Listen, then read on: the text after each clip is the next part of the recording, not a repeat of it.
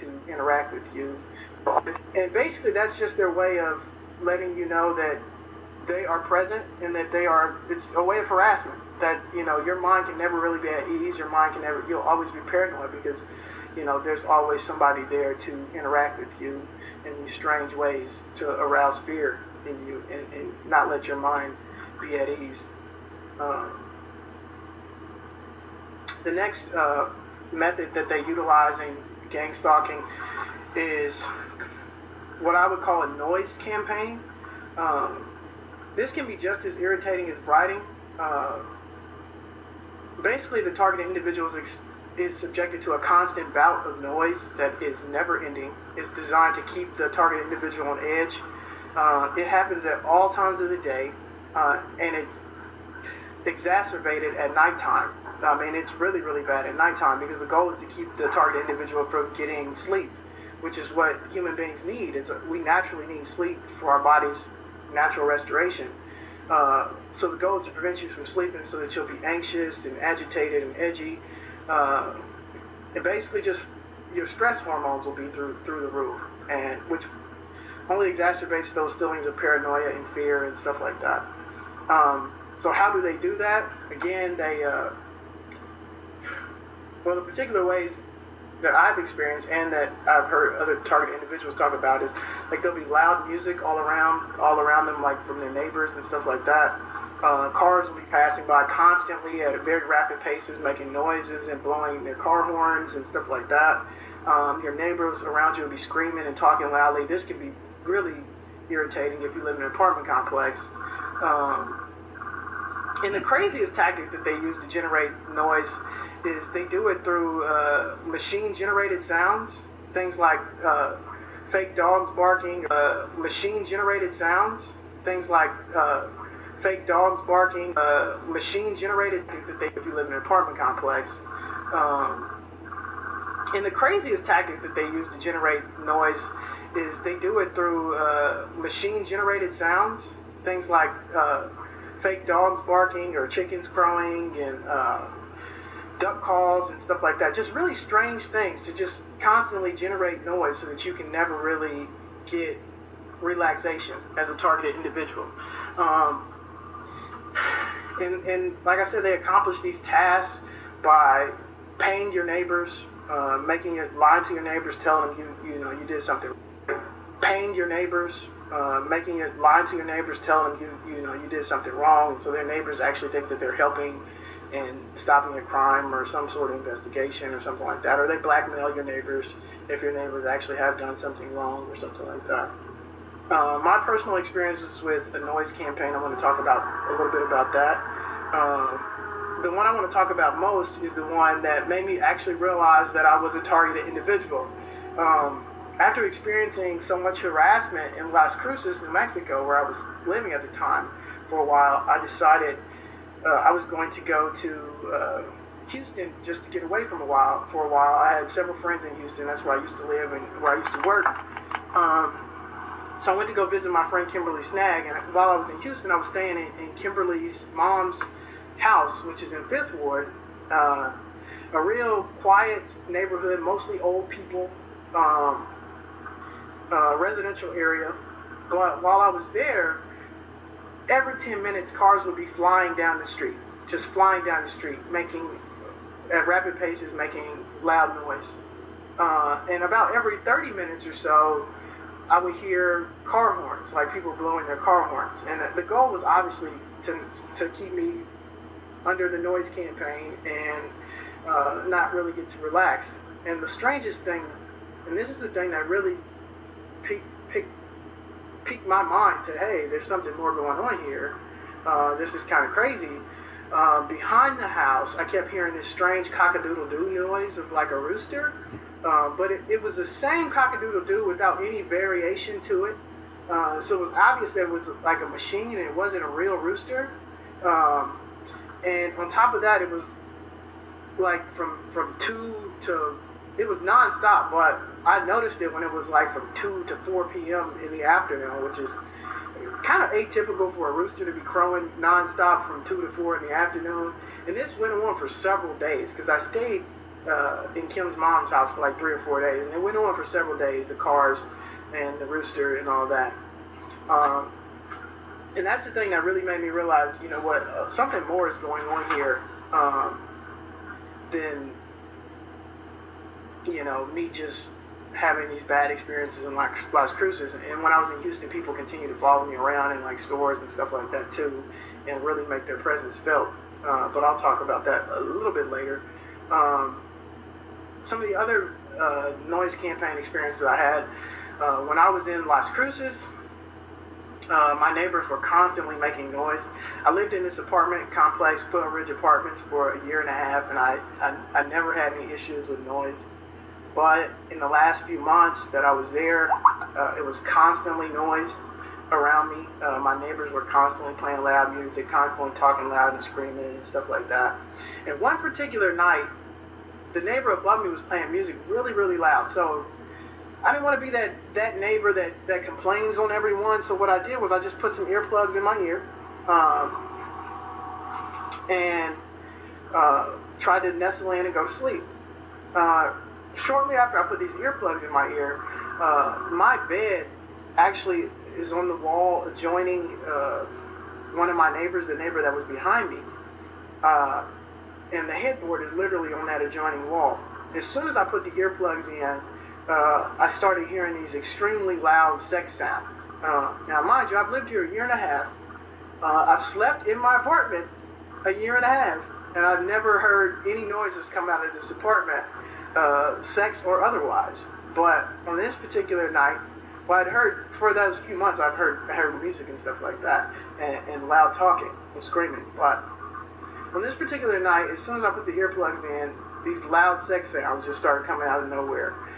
So that kind of let me know, okay, this is part of this stupid harassment that I'm experiencing. And another noise campaign experience I had, this one is particularly bad and particularly devastating because it's actually from a family friend, and that was very hurtful. But I was staying at my friend Monica Johnson's home with her family. And I think I know why they participated in my stalking. And I hate to spill the beans on anybody, but, you know, this is kind of my last words. But her husband, Marshall, smokes marijuana. And so I think, honestly, that they were blackmailed into participating in my stalking on some sort of fear that he would, you know, face criminal prosecution for marijuana possession or marijuana use or something like that. But what happened while I was there is that, and this wasn't the first time I stayed in their home, by the way, so this is completely atypical. But while I was there, everyone was talking really, really loudly and screaming at all hours of the night. There were 3 TVs on in the house, and they were on full blast, just blaring. I was trying to sleep on the couch in the living room, and Monica and Marshall's bedroom is actually downstairs. They had their TV on in the bedroom, and it was just blaring on full blast. And then at about 3 a.m., Monica came out the room, walked outside, and then came back in, slammed the door, was screaming at the top of her lungs about how her daughter Brittany's red SUV had just been repossessed because she missed a payment. And it was so strange because I don't know how she could have heard from where she was at in the house, any car come up and any tow truck come up to repossess the car, because I actually would have had a better vantage point, and there's nothing wrong with my hearing, to have heard a tow truck. I heard no tow truck whatsoever, but what I did hear was her making all sorts of noise, basically to try to keep me from relaxing and getting any sleep that particular night. The next harassment technique I want to talk about is ghosting. And this isn't actually one that I experienced, but other targeted individuals, when you watch their videos, they'll talk about it, and you'll get to hear their stories. But basically, this is where they will rearrange a targeted individual's personal belongings.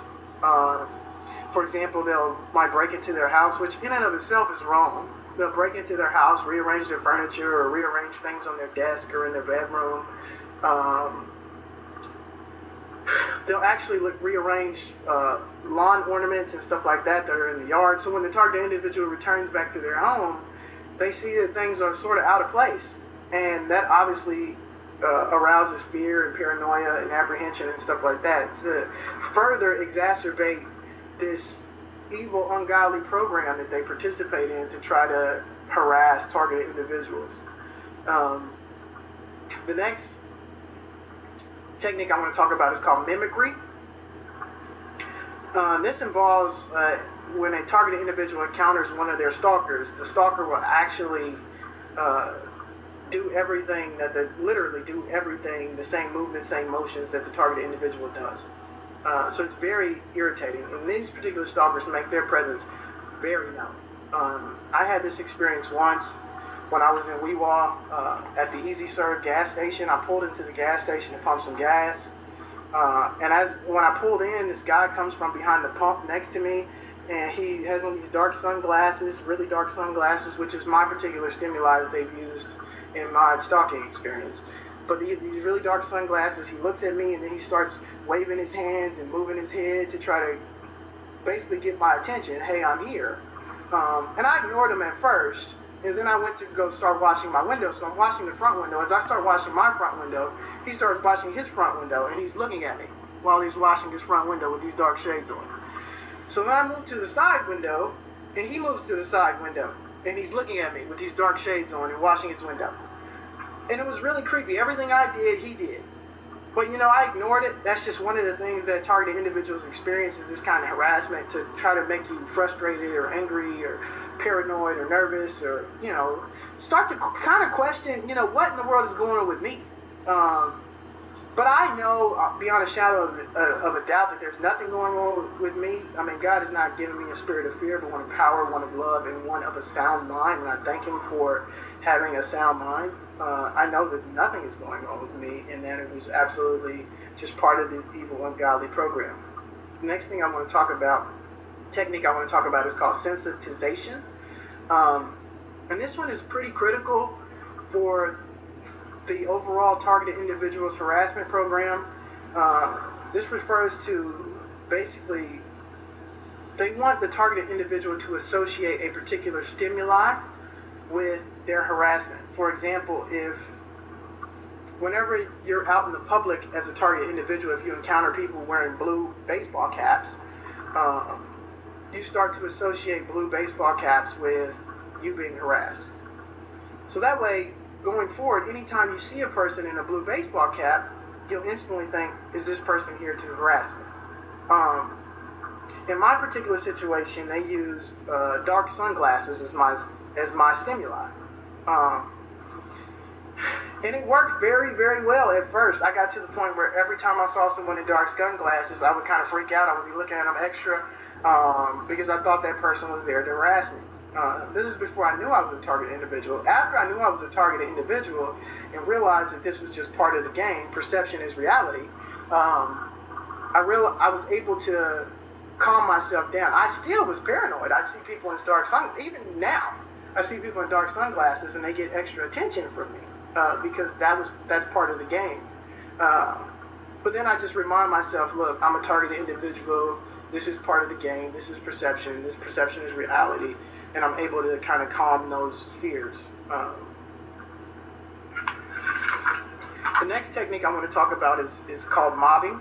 And this particular technique happens most often when a target starts to realize that maybe there's something more going on to their experiences that meets the eye, or maybe